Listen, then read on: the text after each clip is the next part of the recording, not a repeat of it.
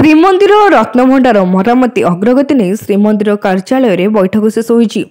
AAC ପକ୍ଷରୁ ଦିଆଯାଇଥିବା ଅବଧି ମଧ୍ୟରେ ସରିପାରିବନି ରତ୍ନଭଣ୍ଡାର ମରାମତି କାର୍ଯ୍ୟ।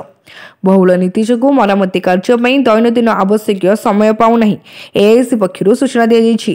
ରତ୍ନଭଣ୍ଡାର ମରାମତିକୁ ନେଇ ସମୀକ୍ଷା ବୈଠକରେ ଏଏସିଙ୍କୁ ଅଧିକ ସମୟ ଦେବା ଉପରେ ଗୁରୁତ୍ୱ ଦେଲା ଶ୍ରୀମନ୍ଦିର ପ୍ରଶାସନ।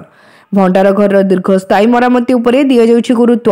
ଯେତେ ସମୟ ଆବଶ୍ୟକ ଏସ୍ଆଇଙ୍କୁ ଦିଆଯିବ ବୋଲି କହିଛନ୍ତି ଶ୍ରୀମନ୍ଦିରର ଉପମୁଖ୍ୟ ପ୍ରଶାସକ। ତେବେ ଭିତର ରତ୍ନଭଣ୍ଡାର ମରାମତି କାର୍ଯ୍ୟ ଅଧିକାଂଶ ଶେଷ ହୋଇଛି। ବାହାର ଭଣ୍ଡାର ମରାମତି ପାଇଁ ସ୍କାଫ୍ ହୋଲ୍ଡିଂ ବନ୍ଧା ସରିଛି। ସେହିଭଳି ଭିତର ରତ୍ନଭଣ୍ଡାର ଚଟାଣ ମରାମତି, ପଥର ମୂର୍ତ୍ତି ସ୍ଥାପନ ଓ ଗ୍ରାଉଣ୍ଡିଂ ଓ ସିଲିଂ ଜଏଣ୍ଟ କାର୍ଯ୍ୟ ସରିଥିବା ନେଇ ଏଆଇସି ପକ୍ଷରୁ ସୂଚନା ଦିଆଯାଇଛି। ଏଥିସହ ଶ୍ରୀମନ୍ଦିର ଭିତରେ ଥିବା ଛୋଟ ଛୋଟ ପାର୍ଶ୍ୱ ଦେବାଦେବୀ ମନ୍ଦିରଗୁଡ଼ିକର ମରାମତି କାର୍ଯ୍ୟ କରାଯାଉଥିବା ବୈଠକରେ ଆଲୋଚନା କରାଯାଇଛି। ସେହିପରି ଆବଶ୍ୟକ ପଡ଼ିଲେ ଏସ୍ଆଇଙ୍କୁ ଆହୁରି ଅଧିକ ସମୟ ଦିଆଯିବ ରତ୍ନଭଣ୍ଡାର ମରାମତି ପାଇଁ। ଦୀର୍ଘସ୍ଥାୟୀ ମରାମତି ଲାଗି ସବୁ ପ୍ରକାର କାର୍ଯ୍ୟ ଚାଲୁ ରହିଥିବା ସୂଚନା ଦେଇଛନ୍ତି ଏସ୍ଆଇ। କେବଳ ରତ୍ନଭଣ୍ଡାର ନୁହଁ, ଆମର ଏଏସ୍ଆଇ ତରଫରୁ ଯେଉଁ ବିଭିନ୍ନ କାର୍ଯ୍ୟ ଚାଲି ରହିଛି ରେଗୁଲାର ୱାର୍କସ୍ ବି, ଏବଂ ଯାହା ଗୁରୁତ୍ୱପୂର୍ଣ୍ଣ ବିଭିନ୍ନ କାର୍ଯ୍ୟ ଥିଲା ତା ଉପରେ ବି ଆଜି ଆଲୋଚନା ହେଲା। ଏସ୍ଆଇ ସହିତ କୋଅର୍ଡିନେସନ୍ ମିଟିଂ ଆଜି ହେଲା, ଯେଉଁଥିରେ କି ବିଭିନ୍ନ ପ୍ରୋଜେକ୍ଟସ୍ ଡିସ୍କସନ୍ ହେଇଛି। ତା ଦେହରେ ଗୋଟେ ରତ୍ନଭଣ୍ଡାର ଇସ୍ୟୁ ଉପରେ ବି ଆଲୋଚନା ହେଇଛି ଏବଂ କାର୍ଯ୍ୟ ତ ବହୁତ ସ୍ପିଡିଲି ପ୍ରୋଗ୍ରେସ୍ କରୁଛି।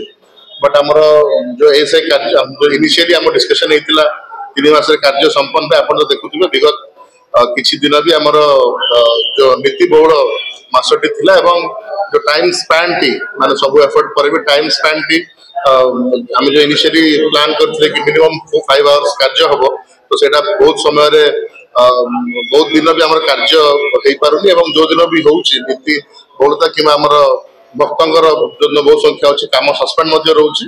ତ ସେ ଦିଗରେ ଆଜି ଆଲୋଚନା ହେଲା କି ପୁନର୍ବାର ଏକ ଯଦି ଆବଶ୍ୟକ ପଡ଼ିବ ଆଉ କିଛି ଆଡିସନାଲ ସମୟ ମଧ୍ୟ କାର୍ଯ୍ୟ ପାଇଁ ଦରକାର ପଡ଼ିଲେ ଆଡିସନାଲ ସମୟ ଦିଆଯିବ। ତାପରେ ଆଜି ଆଲୋଚନା ହେଲା। ଦେଖନ୍ତୁ, ଯେମିତି ଆମେ ଆଜି ରିଭ୍ୟୁ ବି କରୁଥିଲୁ କି କେତେ କାମ ହେଇଛି, କେତେ କାମ ଆଉ କେତେ ଦିନ ଲାଗିବ। ସମସ୍ତେ ଯେମିତି ଜାଣିଛନ୍ତି ନୀତି ବହୁଳ ମାସ ଥିବା ଦ୍ୱାରା ଆମକୁ ସେତିକି ପରିମାଣର ଟାଇମ୍ ଆମେ ମିଳିପାରିନଥିଲା। ତେଣୁକରି ସେଥିପାଇଁ ଟିକେ ଲେନ୍ଥି ହେଉଛି, କିନ୍ତୁ ଯାହା ବି କାମ ହେଉଛି ଭଲ କ୍ୱାଲିଟିରେ କାମ ହେଉଛି, ଯେଉଁଟାକି ବେଶୀ ମାନେ ବେଟର ହେଇପାରିବ ସେ ଦିଗରେ ମଧ୍ୟ ଆମେ ଦେଖୁଛୁ କାମ କରାହେଉଛି। ବର୍ତ୍ତମାନ ଆମର ଇନର ଯୋଉଟା ପଏଣ୍ଟିଂ କାମ ଥିଲା, ସେଗୁଡ଼ାକ ଇନର ରତ୍ନଭଣ୍ଡାର ତାର ପ୍ରାୟ କାମ ସରିଯାଇଛି, ପଥର ରିପ୍ଲେସମେଣ୍ଟ ସରିଛି।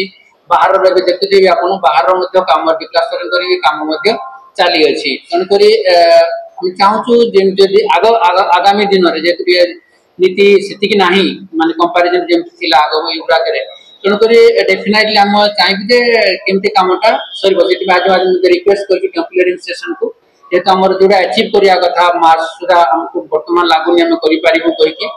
ପୁରୀରୁ ରବି ଜେନାଙ୍କ ରିପୋର୍ଟ, ତୀର୍ଥକ୍ଷେତ୍ର ଲାଇଭ୍।